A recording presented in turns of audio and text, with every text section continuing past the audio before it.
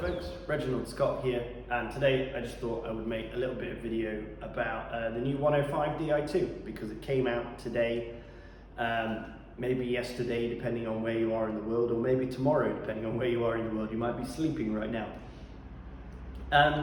Basically, Shimano have released the first pictures and videos of their new Di2 group set, and as a shop owner, as an independent bicycle shop owner, I wanted to give my opinion, and I want to give it from my personal perspective. If you go looking on YouTube right now, every single video you see on the new 105 Di2 is going to be extremely positive. Extremely positive. The main reason for that is because two things. Number one, those people are paid to say that. They're Bike Radar, Cycling Weekly, GCN, they're all going to be just kissing the backside of Shimano like it's going out of fashion, because they just want the money. And they want to push product because that's what they do. Shimano could come out with the worst product in the world and you just know that GCN are going to say it's the best thing ever, because that's what they do. And no matter how often they're proved wrong about what is better or what is not better, they still push it because that's what they do. They're a marketing department of the big cycling industries. That's all they are. So I wanted to give an alternative perspective on this. The other reason why people are excited is because 105 has kind of been named as the everyman's group set. And the thing about 105 is it is a really good group set, don't get me wrong. In many ways, the R7000 105 is better than R8000 Ultegra, in many ways. The only difference is a little bit of weight. Given the choice, I would probably opt nowadays for 105 over Ultegra for most jobs. If I'm just riding for pleasure, for fitness, for long distance, for commuting, for various different things, the only reason I can see to upgrade to Ultegra would be if you're racing, because you just want the slightly lower weight. 105 will do everything that Ultegra and Dura Ace can do, and it will do it just as good. The only difference, like I say, is the style and the weight. So people are excited about the idea of Di2 coming down to the level of 105 because they kind of conceive it to be a way to save money. I can get that technology at a lower price. However, I think they're missing the point. And for me, the point is this. 105 has always been accessible, it's always been simple, and it's always been cheap. And the new Di2 105 is none of those things. It's a disc brake, electronic monstrosity that is going to be hard to maintain. It's going to be expensive to buy, nearly double the price of mechanical. It's going to be less reliable, less user-friendly in a sense, even though that, yes, pushing the buttons is a lot easier. And on the grander scale of all of that, it's going to lock you into a product where I have the power. I'm a bike shop, part of the cycling industry. And if you lock yourself into an electronic shifting group set, you basically cannot fix your own group set now, because there's a certain level of expertise and a certain level of information and a certain level of resource which I have that you don't, because I sell those products. And the Shimano dealers and the Shimano distributors will hold that power over you. And when it goes wrong, because they do go wrong from my experience working in a bike shop, it's going to cost you, and it's going to cost you a lot. If you mess up your mechanical shifting, 9 times out of 10 it's a cabling issue, and we just throw in a cable that costs a few dollars, literally like $5, and away you go. With electronic, first we've got to diagnose what the problem is. That takes time, and you pay for that time. Second thing is we've got to get the parts, which is not easy. And the third thing is those parts will cost considerably more than the mechanical. For example, if it's a battery issue, which is fairly common with Di2, it's going to cost you at least $300. So we're talking the difference of mechanical 105 costs you about 700 Brunei dollars. Average repair for that is going to cost you $5-6, to a product that costs nearly $2,000, and the average repair is going to cost you $50, $60, $70, maybe even $300. there's a big gap there. And as an everyman group set, I can't understand why people would opt for the Di2 version.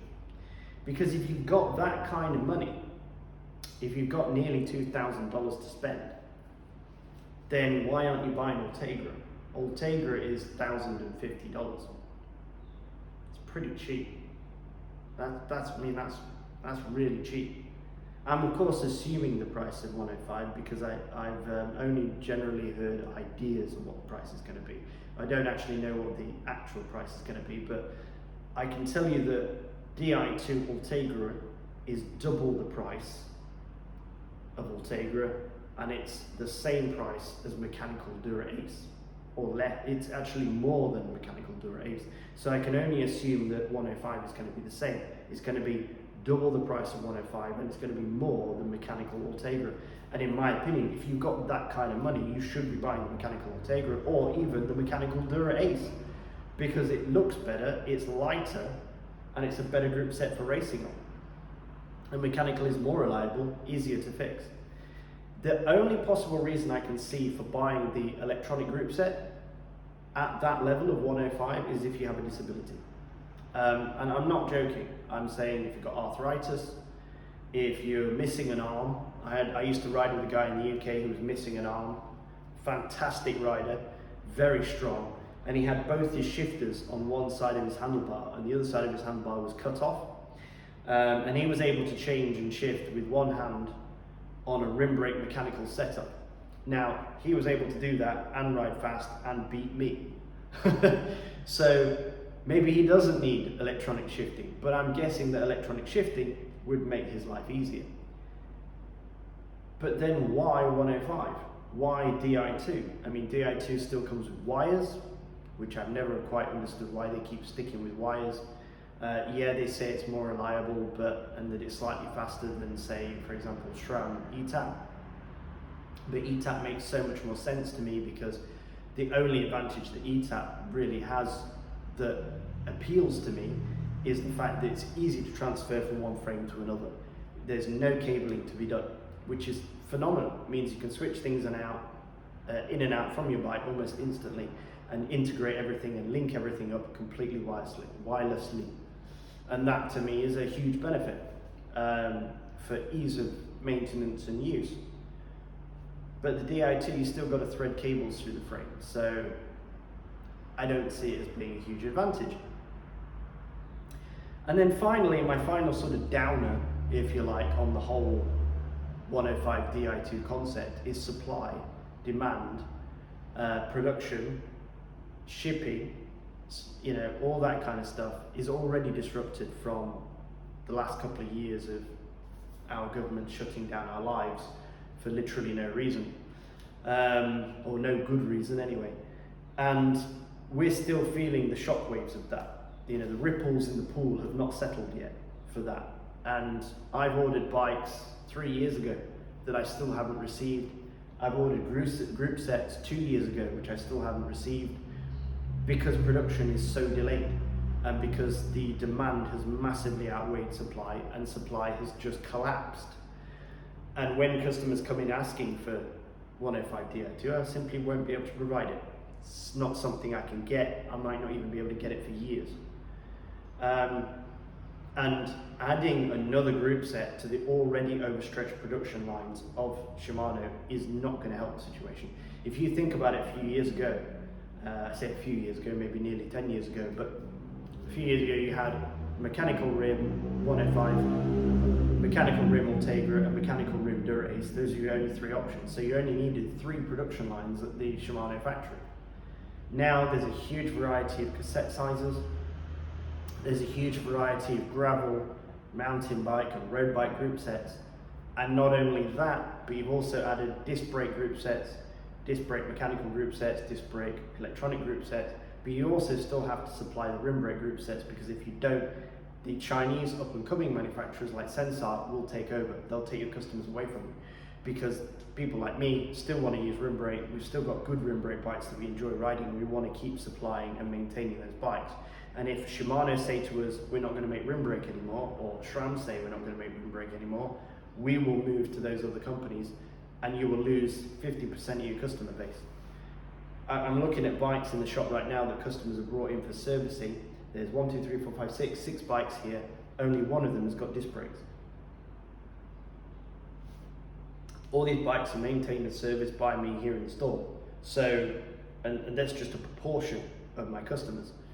So there's no way that Shimano can stop producing those group sets.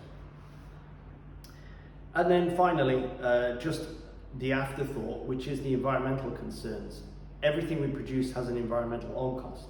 I'm not really bothered by CO2 emissions. I don't think that's actually an issue. I don't believe that CO2 is a problem. In fact, from what I've read, we need more CO2 in the atmosphere, not less. We're going to have a CO2 shortage if you look at the history of the way the world is. And anyway, I could go into it, but if you actually read into the subject, it's more likely that we're going to see a cooling of the earth, not a warming. But anyway, for me, CO2 is not an issue. What's an issue is pollution.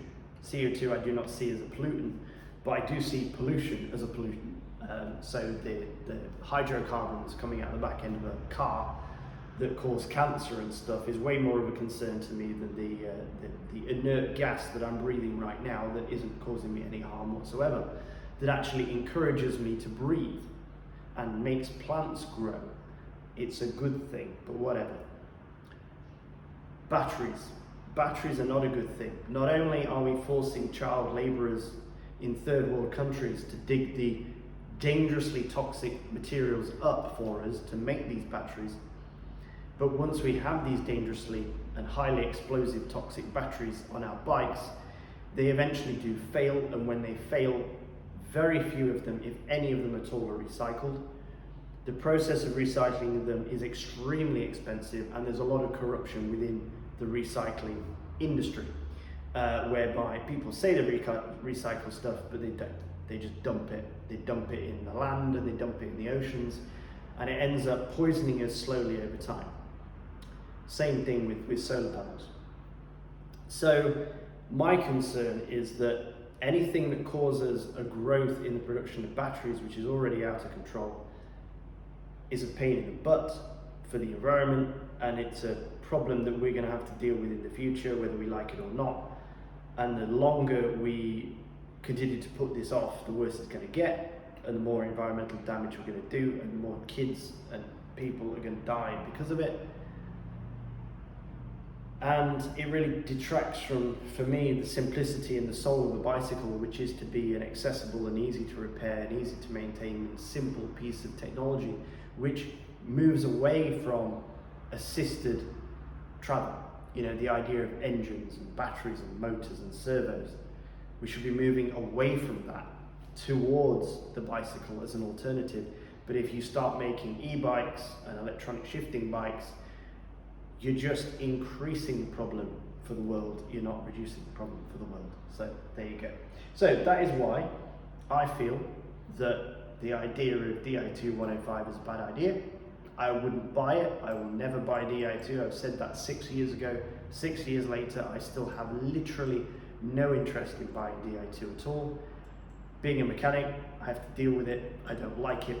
I don't see the advantage. I've ridden it.